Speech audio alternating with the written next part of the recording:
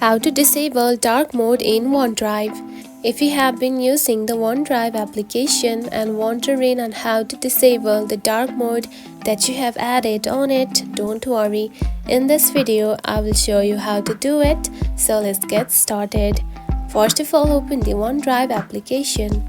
Now you can see it is in the dark mode.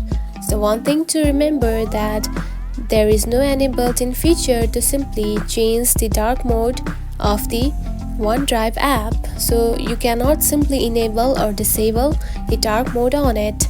So you need to use the settings and built-in feature of your mobile phone.